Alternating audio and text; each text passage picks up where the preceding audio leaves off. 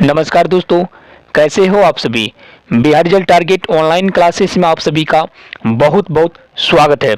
दोस्तों, Bihar DElEd CBT base entrance exam 2022 के बेहतरीन तैयारी हेतु एक बार फिर से आप सभी के बीच साइंस के लॉन्ग सीरीज वाला क्लास लेकर के आ गया हूं। माने तो दोस्तों, आज भी आप सभी के बीच साइंस का एक ऐतिहासिक क्लास चलेगा जिसमें आप सभी को केमिस्ट्री प्लस फिजिक्स दोनों से आपको मिक्स 50 ऑब्जेक्टिव प्रश्न बताने के लिए जा रहे हैं। कल भी आप सभी के लिए एक 50 ऑब्जेक्टिव प्रश्न का सीरीज चलाए थे साइंस से, जो कि काफी ही हेल्पफुल रहा आप सभी के लिए। आप सभी कमेंट्स करके बताए थे कि ऐसे ही क्लास कराइए, तो सेम उसी तरह आज भी आप सभी के लिए एक 50 ऑब्जेक्टिव प्रश्न का सीरीज वाला क्लास लेकर के आ गया हूं। आप लोग जो है दोस्तों, एक एक ऑब्जेक्टिव प्रश्न को पूरे ध्यान से देखिएगा, सभी के सभी ऑब्जेक्टिव प्रश्न को याद जरूर कर लीजिएगा, क्योंकि 100% सभी के सभी प्रश्न आपके सिलेबस पर आधारित है। तो चलिए आज के इस मुख्य सेशन में आगे बढ़ते हैं। इनसे पहले जान लीजिए, क्लास काफी लॉन्ग है, तो इसलिए दोस्तों आप लोग अभी ही इस चैनल को सब्सक्राइब कर लीजिए और वीडियो को लाइक कर दीजिए। हो सकता है आप लोग लास्ट तक में भूल जाएंगे। तो चलिए शुरू करते हैं। चलिए तो 51 नंबर के प्रश्न से शुरू करते हैं। बताना है आप सभी को, डैश गैस मुक्त होती है जब H2SO4 के साथ जिंक की क्रिया कराई जाती है। विकल्प ए है दोस्तों आप सभी के लिए O2, विकल्प बी है SO3, विकल्प सी है H2, विकल्प डी है दोस्तों SO2। तो याद रखिएगा दोस्तों, जब H2SO4 यानी सल्फ्यूरिक अम्ल के साथ जिंक की प्रतिक्रिया कराई जाती है तब हाइड्रोजन गैस यानी H2 गैस मुक्त होती है। तो इसलिए दोस्तों इसका विकल्प यहाँ आपको सी सही हो जाएंगे। अब देखिए दोस्तों, दूसरा नंबर का जो प्रश्न है ये कई तरीका से आपको पूछे जाते हैं और बार बार सभी एंट्रेंस एग्जाम में ये पूछ ही लिया जाता है, लेकिन इसका तरीका अलग अलग होता है पूछने का। क्या क्या तरीका होता है आप लोग देखिए। सबसे पहला है कि ये त्वरित चुना है, ये पूछ रहा आपको त्वरित चुना है। तो दोस्तों त्वरित चुना का जो रासायनिक सूत्र होता है वो होता है CaO। CaO का मतलब है कैल्शियम ऑक्साइड। अब देखिए, कैल्शियम ऑक्साइड को कितने नाम से जानते हैं, वो उतने नाम से प्रश्न पूछे जाते हैं हमारे एग्जाम में। सबसे पहले तो दोस्तों इसको हम लोग क्या बोलते हैं, काली चुना बोलते हैं। इसको हम लोग क्या बोलते हैं दोस्तों, काली चुना बोलते हैं। दूसरी बात है कि इसको हम लोग बोलते हैं बिना बुझा हुआ चुना। बिना बुझा हुआ मतलब जिसमें पानी ना हो। बिना बुझा हुआ चुना और काली चुना और त्वरित चुना, ये तीन नाम से हम लोग जानते हैं। दूसरी बात है कि आपको पूछ सकता है एग्जाम में कैल्शियम ऑक्साइड का रासायनिक सूत्र क्या होता है। अब देखिए दोस्तों, यहीं से आपका दो तीन चीज और होता है।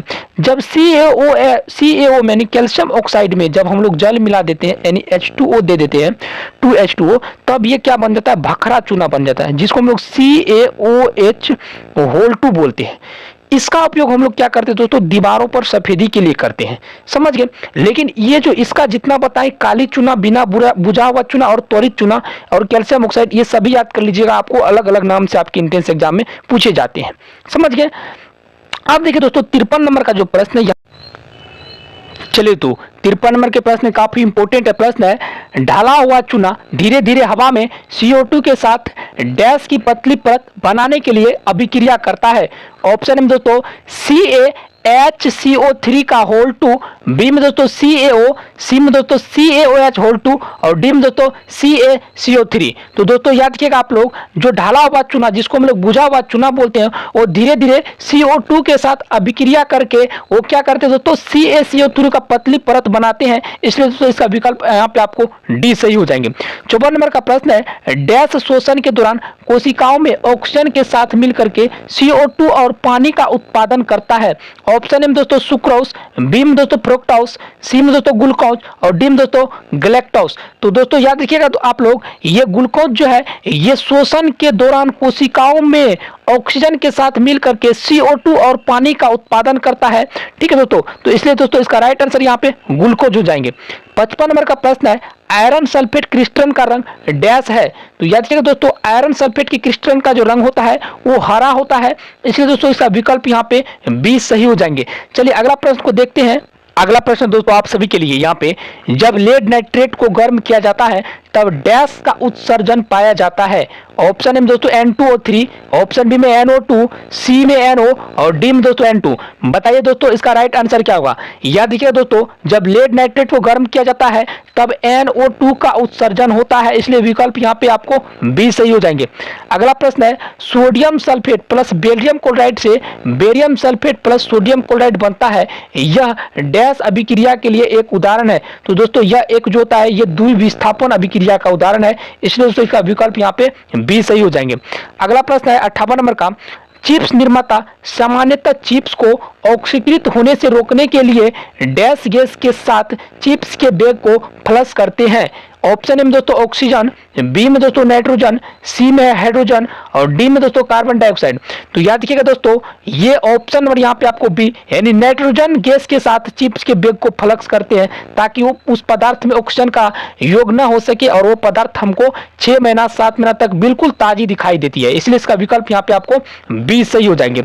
अगला प्रश्न दोस्तों यहाँ पे 59 नंबर का प्रश्न है, चूने के पानी के माध्यम से अतिरिक्त कार्बन डाइऑक्साइड पहुंचाने पर डैश प्राप्त होता है। ऑप्शन ए में CaCO3, बी में दोस्तों CaOH2, ऑप्शन सी में CaH2 और देखिए यहाँ पे और डी में दोस्तों Ca इंटू HCO3 का होल 2। तो दोस्तों यही आपको प्राप्त होता है, Ca इंटू HA3O का होल 2 प्राप्त होता है, इसलिए दोस्तों यहाँ पे विकल्प आपको डी से जाएंगे। 60 नंबर का प्रश्न है, डैश का घोल विद्युत का संचालन नहीं करता है। ऑप्शन ए में दोस्तों सोडियम हाइड्रोक्साइड, बी में दोस्तों कैल्शियम हाइड्रोक्साइड, सी में दोस्तों ग्लूकोज और डी में दोस्तों हाइड्रोक्लोरिक अम्ल। तो याद रखिएगा दोस्तों, ये ग्लूकोज का जो घोल होता है वो विद्युत का संचालन नहीं करता है, इसलिए इसका विकल्प यहाँ पे सी सही हो जाएंगे। चलिए अगला प्रश्न को देख लेते हैं। अगला प्रश्न काफी इंपॉर्टेंट प्रश्न है, रक्त का पीएच मान है। ऑप्शन में दोस्तों 5.6, बी में 6.5, सी में 7.4 और डी में 4.7। याद रखिएगा आप सभी, रक्त का पीएच मान 7.4 होता है, इसलिए दोस्तों इसका विकल्प सी सही हो जाएंगे। अगला प्रश्न दोस्तों 62 नंबर का है, हमारा पेट डैश अम्ल को उत्पन्न करता है जो पाचन के लिए मदद करता है। ऑप्शन में दोस्तों H2SO4, बी में HNO3, सी में H2PO3 और डी में दोस्तों HCl यानी हाइड्रोक्लोरिक अम्ल। तो दोस्तों याद रखिएगा, हमारा पेट जो है वो हाइड्रोक्लोरिक अम्ल का उत्पादन करता है जो हमारे पाचन के लिए आवश्यक है, इसलिए दोस्तों यहाँ पे आपको विकल्प आपको डी सही हो जाएंगे। अगला प्रश्न है, बिच्छू बुट्टी के डंक मारने वाले बाल के चुभने पर जलने के दर्द के एहसास का कारण है। ऑप्शन में दोस्तों एथेनोइक अम्ल, बी में दोस्तों मेथेनोइक अम्ल, सी में दोस्तों प्रोपोनोइक अम्ल और डी में दोस्तों ब्यूटेनोइक अम्ल। तो याद रखिएगा दोस्तों, इसका जलन का जो मुख्य कारण है मेथेनोइक अम्ल है। तो याद रखिएगा, आपको बिच्छू के डंक में जो पाए जाने वाला अम्ल है कौन अम्ल है, आपको पूछेगा एग्जाम में, तो आप लोग याद रखिएगा मेथेनोइक अम्ल है, इसी के कारण हमारे शरीर में जलने के एहसास होता है। ठीक है, अब देखिए दोस्तों यहाँ पे 64 नंबर का प्रश्न है, डैश बेकिंग सोडा है। ऑप्शन में दोस्तों सोडियम कार्बोनेट, बी में दोस्तों यहाँ पे सोडियम हाइड्रोजन कार्बोनेट, सी में दोस्तों सोडियम हाइड्रोक्साइड और डी में दोस्तों सोडियम क्लोराइड। तो याद रखिएगा दोस्तों, बेकिंग सोडा जो है वो मुख्य रूप से सोडियम हाइड्रोजन कार्बोनेट है, अर्थात सोडियम NaHCO3। NaHCO3 क्या होता है दोस्तों, बेकिंग सोडा का रासायनिक सूत्र होता है, तो ये हो जाएगा सोडियम हाइड्रोक्साइड, अर्थात इसका विकल्प यहाँ पे आपको बी करेक्ट हो जाएंगे। अगला प्रश्न दोस्तों 65 नंबर में, बोरेक्स के निर्माण के लिए डैश का उपयोग होता है।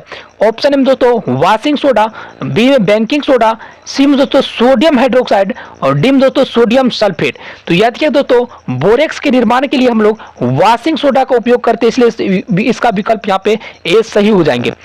अगला प्रश्न दोस्तों यहाँ पे 66 नंबर का प्रश्न आप सभी के लिए काफी इंपॉर्टेंट है। प्रश्न आप लोग देखिए, डैश प्लास्टर ऑफ पेरिस है। POP, प्लास्टर ऑफ पेरिस को क्या बोलते हैं दोस्तों, हम लोग POP बोलते हैं। तो यहाँ पे देखिए CaSO4 इंटू 2H2O, ऑप्शन में बी में है दोस्तों CaSO4 into 2H2O, option C में दोस्तों CaSO4 into half H2O, option C में दोस्तों CaSO4 इंटू 1/4 H2O। तो याद रखिए दोस्तों, प्लास्टर ऑफ पेरिस का जो रासायनिक सूत्र होता है calcium sulphate in and half H2 होता है। इसलिए दोस्तों इसका राइट आंसर यहाँ पे आपको विकल्प सी हो जाएंगे। अब देखिए धातुओं को पतले तारों के रूप में खींचने की क्षमता को डैश कहा जाता है। ऑप्शन में दोस्तों आघातवर्धनीयता, बी में दोस्तों लचीलापन, सी में दोस्तों प्रवाहकता और डी में दोस्तों मधुर स्पष्ट। तो याद रखिए दोस्तों धातुओं को पतले तारों के रूप में खींचने की क्रिया को हम लोग क्या बोलते हैं दोस्तों, लचीलापन, या हम लोग दोस्तों इसको हम लोग तन्यता बोलते हैं। समझिए। चलिए अगला प्रश्न दोस्तों यहाँ पे 68 नंबर का है, अत्यंत आघातवर्धनीय धातु है। ऑप्शन में ए यू, बी में दोस्तों AL, सी में दोस्तों Fe और डी में दोस्तों ZN। तो याद रखिए दोस्तों सबसे अधिक आघातवर्धनीयता अगर धातु की बात करें दोस्तों तो AU, अर्थात दोस्तों इसको हम लोग क्या बोलते हैं, सोना बोलते हैं। ठीक है दोस्तों, इसको हम लोग क्या बोलते हैं, सोना बोलते हैं, सिल्वर। अब देखिए अगला प्रश्न है दोस्तों 69 नंबर का प्रश्न है, डैश अधातु है लेकिन चमकदार है। ऑप्शन में कार्बन, बी में क्लोरीन, सी में ब्रोमीन और डी में दोस्तों आयोडीन। समझ रहे हैं। तो ये सब क्या है, एक अधातु है, लेकिन अगर बात करें चमक की तो सबसे अधिक चमक किसमें होती है, आयोडीन में होती है, अधातु रहते हुए भी। ठीक है। अब देखिए 70 नंबर का प्रश्न है, ठंडे पानी के साथ प्रतिक्रिया नहीं करता है। ऑप्शन में दोस्तों सोडियम, बी में दोस्तों कैल्शियम, सी में दोस्तों मैग्नीशियम और डी में दोस्तों पोटेशियम। तो याद रखिए दोस्तों ठंडे पानी के साथ जो है वो मैग्नीशियम प्रतिक्रिया नहीं करती है, इसलिए दोस्तों इसका विकल्प यहाँ पे आपको सी हो जाएंगे सही।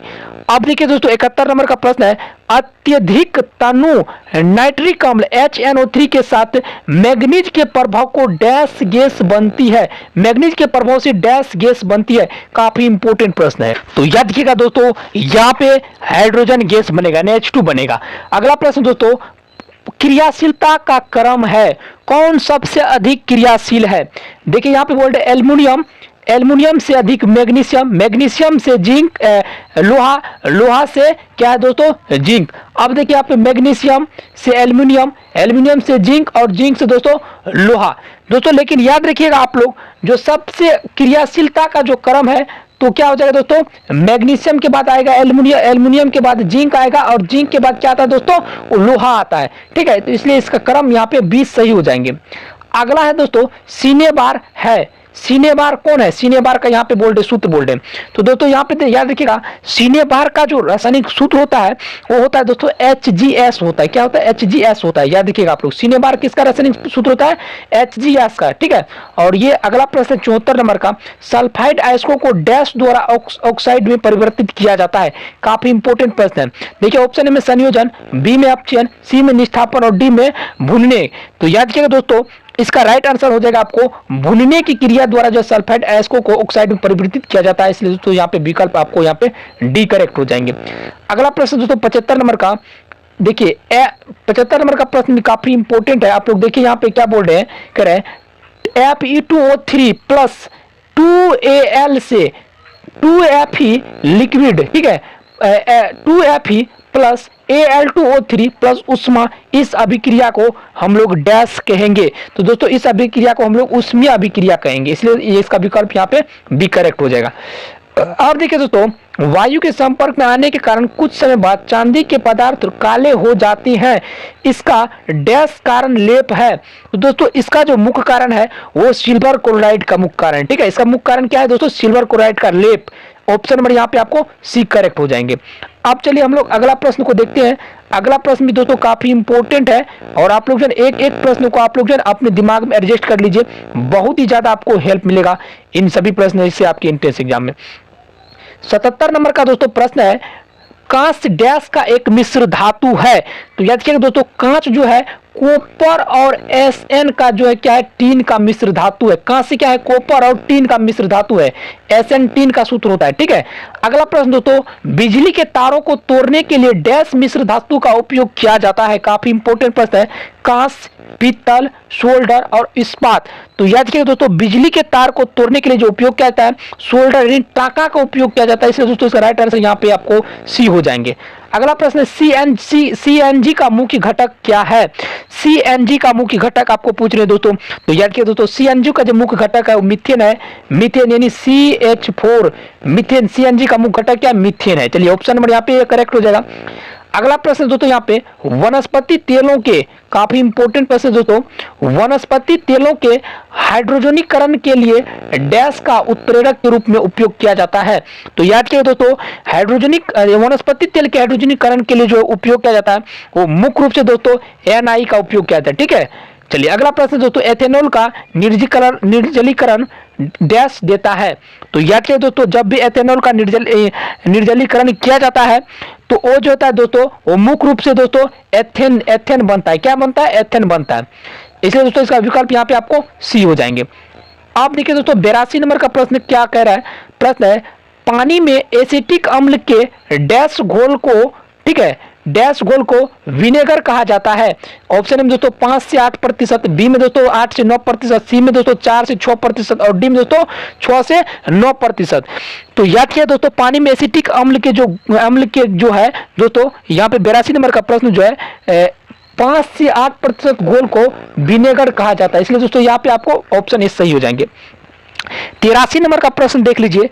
83 नंबर का प्रश्न है, परिशुद्ध एथेनोइक अम्ल का गलनांक डैश है। तो याद रखिए दोस्तों, इसका जो गलनांक है 190 केल्विन है। परिशुद्ध एथेनोइक का जो अम्ल का जो गलनांक है 190 केल्विन है। अब देखिए दोस्तों 84 नंबर का जो प्रश्न है, 84 नंबर का प्रश्न हो जाएगा, एस्टर एल्कोहल और कार्बोक्सिलिक अम्ल देने के लिए अम्ल या क्षार की उपस्थिति में अभिक्रिया करता है, जिसे डैश कहते हैं। तो याद किया दोस्तों, यहाँ पे ऑप्शन में दोस्तों एस्टरीकरण, बी में दोस्तों सल्फोनीकरण, सी में दोस्तों जल अपघटन और डी में दोस्तों वासित यानी बासितकरण। तो याद किया दोस्तों, इसका राइट आंसर हो जाएगा दोस्तों आपको जल अपघटन। ठीक है, ऑप्शन नंबर यहाँ पे आपको सी सही हो जाएंगे। अगला प्रश्न दोस्तों 85 नंबर का कह रहा है, तत्वों के गुण उनके डैश के आवर्ती फलन होते हैं। ये काफी इंपॉर्टेंट प्रश्न है 85 नंबर का। तो दोस्तों याद रखिएगा, तत्वों के जो गुण होते हैं वो डैश, यानी आपको याद करें दोस्तों, ये परमाणु क्रमांक के आवर्ती फलन होते हैं। इसलिए इसका राइट आंसर यहाँ पे ऑप्शन बी सही हो जाएंगे। अगला प्रश्न दोस्तों, आधुनिक आवर्त सारणी में डैश आवर्त होते हैं। ऑप्शन में देखिए, यहाँ पे देखिए 86 में आधुनिक आवर्त सारणी में डैश आवर्त है। तो बताना है दोस्तों, याद रखिएगा आप लोग, आधुनिक आवर्त सारणी में 7 आवर्त है। याद रखिएगा आप लोग, काफी इंपॉर्टेंट प्रश्न है, आधुनिक आवर्त सारणी में 7 आवर्त होते हैं। इसलिए यहाँ पे विकल्प सी सही हो जाएंगे। अगला प्रश्न दोस्तों, मेटालोइड्स उपधातु है। मेटालोइड्स डैश है, क्या है दोस्तों, आप लोग को बताना है मेटालोइड्स क्या है। तो दोस्तों मेटालोइड्स जो है एक तरह से सिलिकॉन है। आपको याद रखना है मेटालोइड्स क्या है, मेटालोइड्स क्या है, सिलिकॉन है। ऑप्शन नंबर यहाँ पे ए सही हो जाएंगे। अगला प्रश्न दोस्तों 88 नंबर का, क्लोरीन के एम कोष में डैश इलेक्ट्रॉन होते हैं। 88 नंबर का प्रश्न है, क्लोरीन के एम कोष में डैश इलेक्ट्रॉन होते हैं। तो याद रखिए दोस्तों, क्लोरीन के जो एम कोष में 7 इलेक्ट्रॉन होते हैं। अब देखिए 89 में देखिए कह रहा है, धातु ऑक्साइड प्लस अम्ल से x प्लस पानी प्लस डैश है, x डैश है। तो याद रखिएगा दोस्तों, इसका जो 89 नंबर का जो आंसर होगा दोस्तों वो हो जाएगा आपको यहाँ पे लवण हो जाएगा। ठीक है, देखिए अब है कि हाइड्रोनियम आयन डैश है। तो हाइड्रोनियम क्या है, तो H प्लस आयन है। हाइड्रोनियम क्या है दोस्तों, H प्लस आयन है। तो दोस्तों इसलिए दोस्तों हाइड्रोनियम आयन का अगर बात करें तो H3O प्लस होगा। ठीक है, तो इसका लिए इसलिए इसका राइट आंसर यहाँ पे ऑप्शन नंबर, यहाँ पे विकल्प यहाँ पे आपको बी करेक्ट हो जाएंगे। अगला प्रश्न है, मिल्क ऑफ मैग्नीशियम का pH मान डैश होता है। ऑप्शन ए में 11, बी में 10, सी में 11.5 और डी में 10.5। तो याद रखिए दोस्तों, मिल्क ऑफ मैग्नीशियम का जो pH मान होता है वो 10.5 होता है। इसलिए यहाँ पे ऑप्शन यहाँ पे विकल्प डी सही हो जाएंगे। अगला प्रश्न दोस्तों काफी इंपॉर्टेंट प्रश्न है, 92 नंबर का है और आप लोग याद कर लीजिएगा। प्रश्न दोस्तों, शुद्ध शुक्र ग्रह का वातावरण डैश के, देखिए यहाँ पे शुक्र ग्रह का वातावरण डैश के घने सफेद और पीले बादलों से बना है। तो याद कीजिएगा दोस्तों 92 नंबर का प्रश्न आप लोग जो अभी याद कर लीजिए, काफी इंपॉर्टेंट है। तो ये जो होता है दोस्तों H2SO4 के घने सफेद और पीले बादलों से बना है। अब देखिए दोस्तों यहाँ पे 93 नंबर का प्रश्न है, टमाटर में डैश अम्ल उपस्थित होता है। तो याद रखिए दोस्तों, टमाटर में जो है ऑक्जेलिक अम्ल उपस्थित रहता है। इसलिए दोस्तों इसका राइट आंसर यहाँ पे आपको ए हो जाएंगे। अगला प्रश्न दोस्तों, सोडियम क्लोराइड के जलीय घोल को डैश कहते हैं। बहुत बहुत इंपॉर्टेंट प्रश्न है, आप लोग जरूर याद कर लीजिएगा दोस्तों। ऑप्शन ए में दोस्तों ब्राइन, और बी में दोस्तों यहाँ पे मिल्क ऑफ मैग्नीशियम, सी में दोस्तों धुलाई का सोडा, और डी में दोस्तों यहाँ पे बेकिंग सोडा। तो याद कीजिए दोस्तों, सोडियम क्लोराइड के जलीय घोल को हम लोग जो है मुख्य रूप से दोस्तों ब्राइन घोल कहते हैं। ठीक है, चलिए अगला प्रश्न 95 का, ब्लीचिंग पाउडर को दर्शाता है CaCiO, CaOCl, और देखिए CaOCl2 और Ca2OCl2। तो याद रखिए दोस्तों, ब्लीचिंग पाउडर को CaOCl2 दर्शाता है। ऑप्शन नंबर यहाँ पे आपको सी सही हो जाएंगे। अगला प्रश्न दोस्तों कह रहा है कि सोडियम कार्बोनेट का पुनः क्रिस्टलीकरण उत्पादित करता है। Option A baking soda, B में धुलाई का सोडा, सी में दोस्तों ब्लीचिंग पाउडर, और डी में दोस्तों जिप्सम। तो याद किया दोस्तों, इसका राइट आंसर यहाँ पे धुलाई का सोडा हो जाएगा, विकल्प यहाँ पे बी सही हो जाएगा। अगला प्रश्न को देखते हैं, काफी इंपॉर्टेंट है, ये भी प्रश्न काफी इंपॉर्टेंट है। डैश खंडित हड्डियों को सही स्थिति से जोड़ने के लिए प्लास्टर ऑफ पेरिस के रूप में उपयोग किया जाता है। देखिए, जब टूटा हुआ हड्डी को सही स्थिति में जोड़ा जाता है तो उसके लिए जो प्रयोग किया जाता है दोस्तों, वो मुख्य रूप से दोस्तों यहाँ पे CaSO4 × ½ H2 का उपयोग किया जाता है, यानी प्लास्टर ऑफ पेरिस का उपयोग किया जाता है। अब देखिए, डैश धातु कमरे के ताप पर लिक्विड अवस्था में उपस्थित रहता है। तो ये दोस्तों आपका आ जाएगा मर्क्यूरी यानी पारा। ये कमरे के ताप पर भी द्रव अवस्था में पाया जाता है, ये धातु है। कार्बन का वह अप्रूव जो प्रकृति में कठोर है तो ग्रेफाइट हो जाएगा, यानी डायमंड यानी हीरा हो जाएगा। ठीक है, विकल्प यहाँ पे आपको ए सही हो जाएगा। अब देखिए, उभयधर्मी ऑक्साइड 100 नंबर में बोल रहे, उभयधर्मी ऑक्साइड के बारे में यहाँ पे बोल रहे हैं। तो उभयधर्मी ऑक्साइड का अगर आप लोग बात कीजिएगा तो उभयधर्मी ऑक्साइड जो है मुख्य रूप से Al2O3 है। ठीक है, तो अभी दोस्तों आप सभी को हम टोटल जो बताए हैं वो 50 सब्जेक्ट के प्रश्न बताए। आई होप आप सभी को ये वीडियो पसंद आए तो इस चैनल को आप लोग 100% सब्सक्राइब कर लीजिए। मिलते तब तक के लिए अगले वीडियो में। जय हिंद, वंदे मातरम।